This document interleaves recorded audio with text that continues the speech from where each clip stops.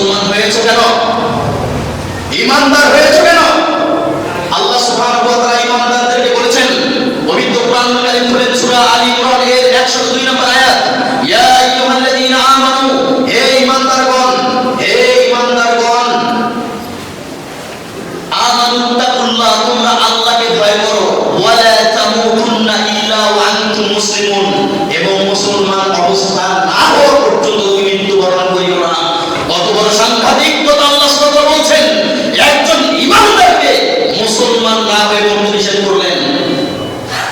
তার মানে বোঝা যাচ্ছে একজন ব্যক্তি দাড়ি রাখবে, একজন ব্যক্তি মাথায় টুপি দেবে, একজন ব্যক্তি পাঞ্জাবি পরবে, একজন ব্যক্তি নামাজ পড়বে, একজন ব্যক্তি রোজা রাখবে, একজন ব্যক্তি হজ করবে, একজন ব্যক্তি আরো ইসলামের অনেক কিছু কাজ করবে, সে নিজেকে মুসলমান দাবি করবে, সে নিজেকে ঈমানদার দাবি করবে, নামাজ না পড়ে তাতে কি হয়েছে, ঈমান তো ঠিক আছে, এরকম ব্যক্তিরা যখন বলবে যে আমার ঈমান ঠিক আছে, আমি ঈমানদার, ওই সকল ব্যক্তিদেরকে আল্লাহ বলছেন ওয়ালা তামুতুন্না ইল্লা ওয়া আনতুম মুসলিমুন, তুমি মুসলমান না হয়ে মৃত্যুবরণ করিও না।